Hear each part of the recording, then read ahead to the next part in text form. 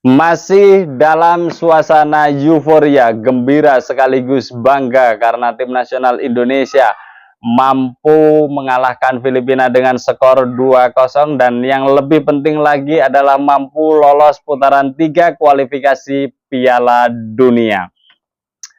Selamat beraktivitas bagi semua fans tim nasional Indonesia. Semoga saja channel YouTube Support Timnas bisa jadi teman ngopi, teman istirahat, teman di saat waktu luang ya, berkaitan dengan update sepak bola Indonesia dan utamanya tim nasional Indonesia. Berkaitan dengan pertandingan antara Indonesia melawan Filipina, pelatih Sintayong mengatakan puas dengan hasil akhir, kemenangan 2-0 dan mampu mengantarkan Indonesia naik satu level ke putaran ketiga kualifikasi Piala Dunia. Akan tetapi jika ditanya bagaimana penampilan dari lini depan, memang Sintayong tidak berani mengatakan tim nasional Indonesia di lini depan tampil bagus ya, tapi juga tidak mengatakan jelek ya, karena memang kita tahu sendiri lini serang tim nasional Indonesia masih belum optimal. Beberapa peluang matang belum bisa dikonversikan menjadi gol ya, dan penentu kemenangan kita tahu semuanya adalah Rizky Ridho dan Tom Haye. Jadi wajar jika raut muka Sintayong agak gimana gitu jika ditanya berkaitan dengan lini serang tim nasional Indonesia. Terus kemudian Sintayong juga disinggung berkaitan dengan rumput GBK ya, dan masukan dari Sintayong ya, sebaiknya Gelora Bung Karno dijadikan lapangan bola saja, atau event-event penting berkaitan dengan sepak bola lebih banyak diagendakan pertandingan sepak bola baik di liga, friendly match ataupun pertandingan internasional berkaitan dengan tim nasional Indonesia. Jadi ya memang stadion fungsi utamanya untuk lapangan bola, bukan untuk yang lain-lain. Tapi ya namanya Sintayong juga hanya memberikan saran ketika ditanya awak media. Terlepas dari itu, kebijakan dari pengelola GBK menjadi hak mereka untuk mengelola GBK seperti apa. Berkaitan dengan pertandingan Indonesia melawan Filipina, Support Timnas sudah memilih 3 pemain yang paling menonjol permainannya saat melawan Filipina. Siapa saja? Nomor 1, Support Timnas memilih The Professor, Tom Haye.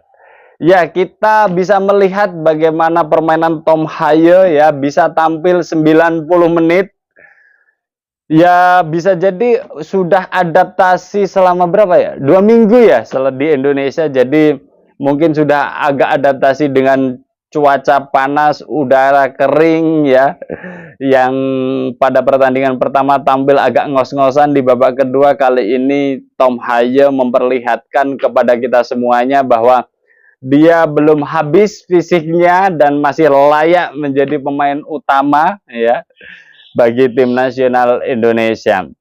Melalui permainannya juga, sentuhannya, Tom Haye mampu mengalirkan bola dengan baik, dan umpan-umpannya saya pikir umpan-umpan brilian, umpan-umpan yang ya tidak hanya sekedar umpan, tapi mencari ruang kosong, mencari pemain-pemain yang progresif untuk bisa menyerang dan sebagainya. Jadi penampilan Tom Haye sangat baik sekali, dan utamanya adalah gol Tom Haye, gol Tom Haye, gol Tom Haye. Gol di menit ke-32 yang mempunyai makna penting menurut saya bagi tim nasional Indonesia. Setelah sekitar 30 menit belum mampu menciptakan gol, maka psikologis para pemain biasanya agak mengendorkan motivasinya, dan di situ dibangkitkan kembali oleh Tom Haye dengan gol cantiknya.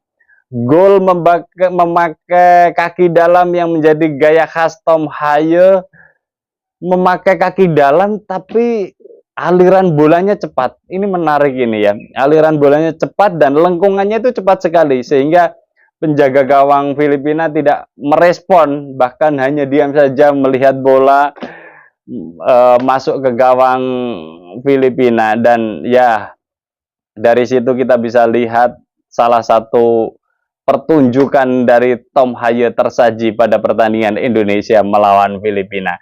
Jadi tidak salah jika Tom Haye kita nobatkan sebagai man of the match pada pertandingan kemarin, ya, mengangkat moral sekaligus penyeimbang lapangan, playmaker, dan pencetak gol perdana bagi tim nasional Indonesia. Kemudian pemain yang paling menonjol nomor 2 support timnas memilih Nathan Cho. Nathan Cho ini perannya sangat baik sekali di lini tengah bersama Tom Haye, ya. Kali ini lebih padu, lebih bisa nyetel, keseimbangan kedua pemain ini lebih saling mengisi, dan tentu saja 2 asisnya kepada Tom Haye dan kepada Rizky Ridho menempatkan Nathan Cho layak dijadikan pemain yang paling menonjol pada pertandingan kemarin. Ya, Nathan Cho tampil baik sekali, tampil Spartan, dan ya energinya masih, karena kan masih muda juga ya. Jadi daya jelajahnya itu yang memudahkan Tom Haye bisa berkreasi lebih baik lagi. Itu Nathan Cho. Terus kemudian pemain menonjol ketiga, support timnas memilih Jai Itses. Bang Jai. Jai Itses, nggak tahu kenapa ya, dengan adanya Jai Itses itu kayak lini belakang itu tidak ada rasa khawatir, dingin, tenang, ya, menguasai bola, ketika diserang pun tidak gugup dan sebagainya, dan ya semua serangan hampir bisa di cover oleh lini belakang tim nasional Indonesia. Memang pemain yang satu ini ya keren, memberikan ketenangan, bisa mengcover, mengorganisir pertahanan dengan baik, ya, dan memberikan ketenangan bagi lini tengah dan lini depan, ya. Jadi dengan adanya Bang Jai, tenang gitu, semuanya mengalir dengan baik. Jadi layak jika Bang Jai dengan segala macam kontribusinya, dan ingat, sempat melakukan heading dan hasilnya membentur tiang gawang. Hampir saja menciptakan gol, akan tetapi masih membentur tiang gawang. Jadi tidak salah jika Jai Itses kita nobatkan sebagai pemain paling menonjol nomor 3. Di luar itu saya pikir Kelvin Verdong bermain sangat baik sekali. Indonesia termasuk beruntung punya pemain sekelas Kelvin Verdong. Debut pertamanya, fisiknya juga oke, maju mundur dengan speed tinggi.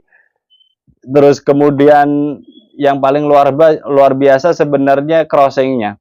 Crossingnya itu bukan crossing yang atas gitu ya, tapi crossingnya set gitu. Jadi mencari pemain timnas, ya, bukan pemain timnas yang mencari. Jadi bisa jatuhnya itu di antara para pemain lawan. Akan tetapi memang beberapa crossingnya belum bisa dimanfaatkan dengan baik oleh para pemain lini depan. Jadi Kelvin Verdong juga tampil sangat baik sekali di debutnya, dan ya keren lah.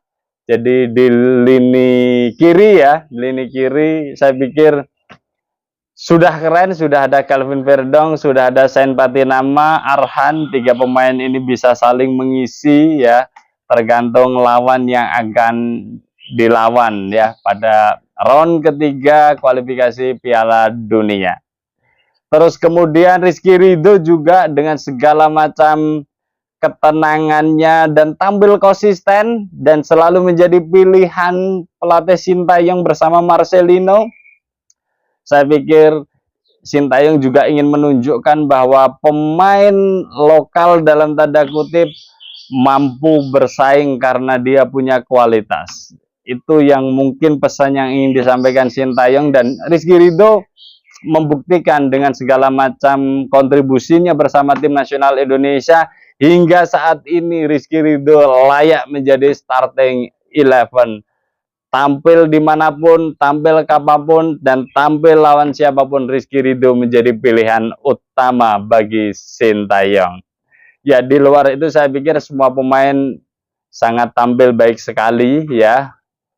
Dan ya, kemenangan tim 2-0 mengantarkan Indonesia lolos putaran ketiga. Dan di akhir pertandingan ada sedikit dari panitia penyelenggara pertandingan, ada sedikit miss antara keinginan supporter, keinginan pemain timnas dengan keinginan penyelenggara. Jadi niatnya penyelenggara sebenarnya bagus. Ya, setelah pertandingan diisi lagu-lagu nasionalis yang bisa membangkitkan energi bagi pemain timnas dan para penonton ya, supporter timnas, akan tetapi beda harapan. Harapan penyelenggara akan bisa dinikmati dengan baik, akan tetapi penyelenggara lupa bahwa ritual setelah pertandingan selesai, apalagi tim nasional Indonesia menang, adalah melingkar di tengah lapangan sambil menyanyikan Tanah Airku atau Indonesia Pusaka, dan itu agak diabaikan sehingga ya teriakan berkali-kali, dan itu membuat bisa jadi agak malu Anang Hermansyah, Ashanty, dan kawan-kawan. Tapi ya tidak apa-apa lah, ini kan bagian dari proses ya. Jadi panitia penyelenggara ke depan juga harus mengerti keinginan dari supporter berkaitan dengan aspirasi atau kontribusi supporter sebelum pertandingan, saat pertandingan, dan sesudah pertandingan. Jadi kalau pengen menyempurnakan lagi ya bisa jadi diiringi musik yang berkaitan dengan lagu-lagu atau ritual yang diinginkan atau biasa dilakukan oleh supporter dan para pemain tim nasional Indonesia.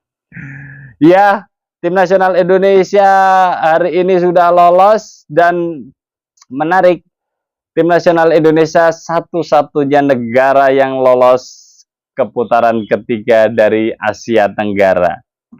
Itu menarik untuk dicatat, dan setelah ini nanti akan ada video khusus membahas itu. Jadi jangan kemana-mana, jika ada update informasi dari support timnas akan membahas berkaitan dengan tampilnya Indonesia di putaran ketiga dan perjalanannya untuk mencapai sana, sekaligus kita bisa membuka mata bagaimana Asia Tenggara sekarang tim nasional Indonesia bisa berbicara, bahkan tim nasional Indonesia memulai dengan paling bawah playoff, dan tentu saja di antara negara-negara yang lolos, Indonesia satu-satunya yang berasal dari pot 4, dan itu saya pikir suatu perjalanan mendaki yang telah dilalui tim nasional Indonesia. Jadi kita nantikan update berkaitan dengan informasi sepak bola Indonesia, tim nasional Indonesia, para pemain tim nasional Indonesia bersama saya Setia Uban. Thanks